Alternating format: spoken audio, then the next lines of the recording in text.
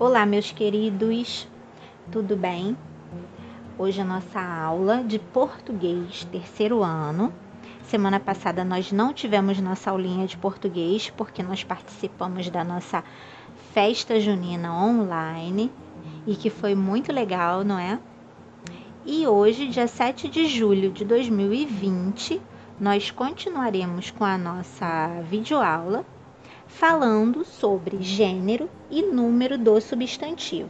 Prestem bastante atenção na nossa aula, pausem o vídeo quantas vezes forem necessárias e todas as dúvidas nós vamos retirar, vamos conversar, falar sobre as dúvidas, falar um pouquinho mais sobre a matéria lá na nossa aula online.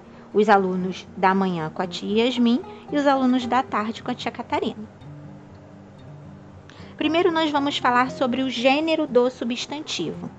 Existem várias formas de classificar os substantivos. Bom, a gente já aprendeu o que são substantivos e também já aprendemos sobre os coletivos, os substantivos coletivos. Agora nós vamos aprender um pouquinho, aprofundar um pouquinho esse conhecimento sobre como se classificam os substantivos. Essa primeira classificação na nossa aula vai falar sobre o gênero do substantivo. O gênero do substantivo, ele se classifica em masculino e feminino. Então, o masculino está representado por um menino e o feminino representado por uma menina. Grande parte dos substantivos são biformes. O que quer dizer isso? Possuem duas formas, uma para o masculino e outra para o feminino. A mudança de gênero desses substantivos é feita trocando o O pelo A. Então, olha o exemplo. Algumas palavras a gente só vai trocar o finalzinho dela, quer dizer, a última letra. Exemplo, gato e gata, menino e menina, pato e pata. Outros substantivos biformes se flexionam, quer dizer, eles aparecem de maneira diferente quando nós vamos escrever. Olha o exemplo.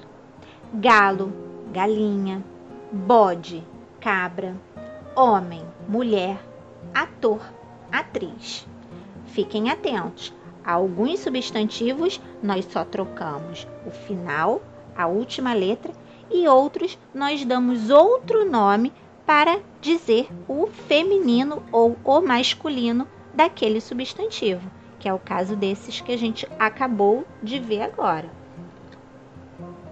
Também existem substantivos cujo gênero não pode ser determinado por sua terminação ou flexão, aquilo que a gente acabou de aprender, sendo necessário o uso do artigo para conhecermos seu gênero.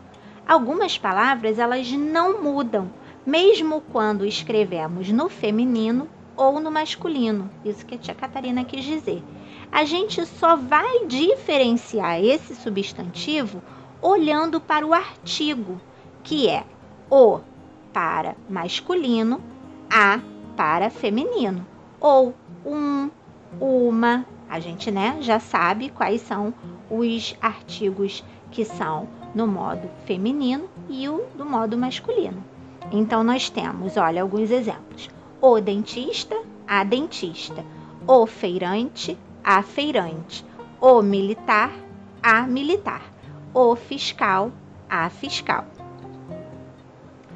Ainda, em gênero do substantivo, vale lembrar, em uma frase, o artigo vem sempre antes de um substantivo. Quais são os artigos masculinos? Vamos lembrar? O, os, uns. E os femininos serão a, as, uma e umas.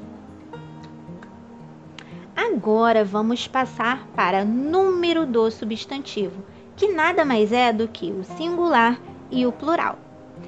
Então, nós temos agora na imagem um peixe, que representa o singular, e vários peixes, que vai representar o plural. Se vocês observarem abaixo da imagem, nós temos a palavra peixe para singular e peixes para plural.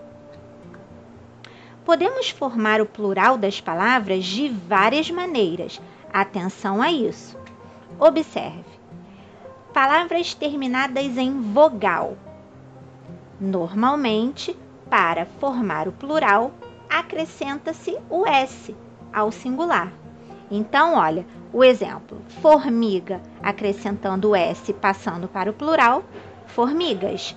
Cigarra, acrescentando o S, passando para o plural, cigarras. E casa, acrescentando o S, passando para o plural, casas.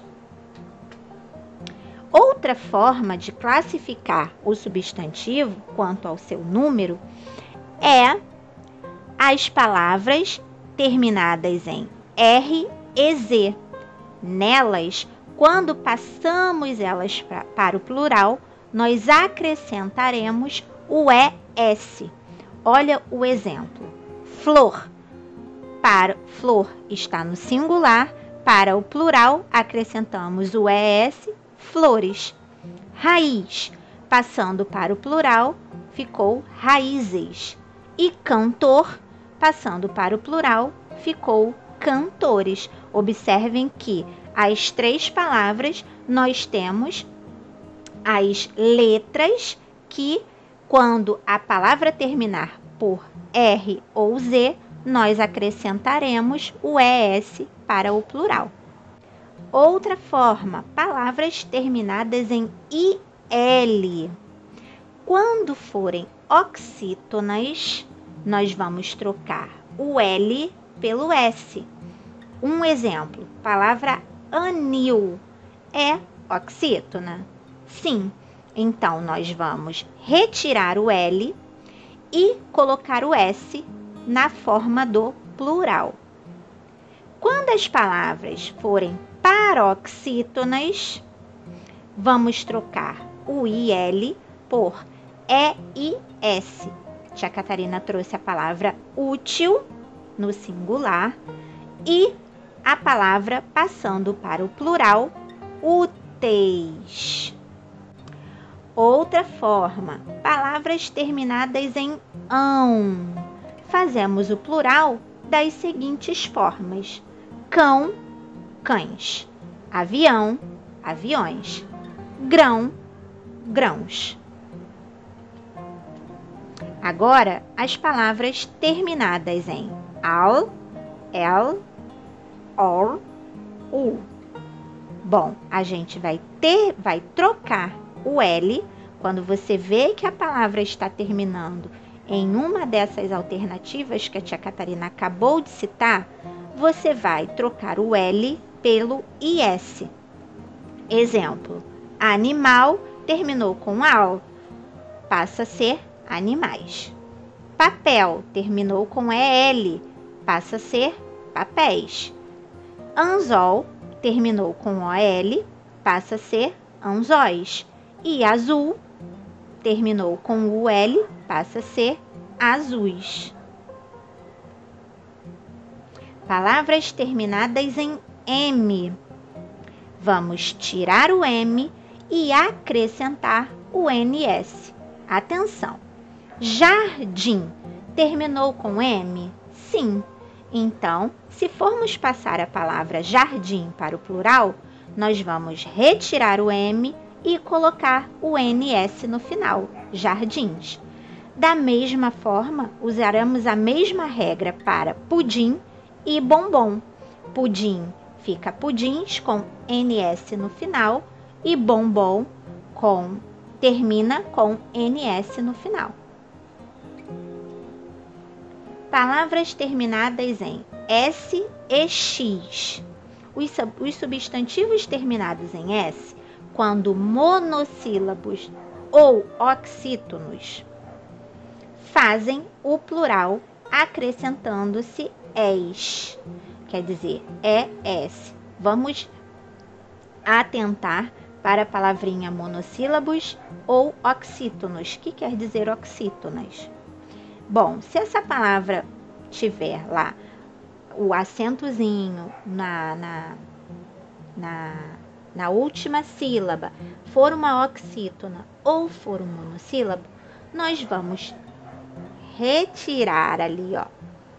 Vamos retirar, não, vamos só acrescentar o ES. Então, as, ases, retróis, retroses.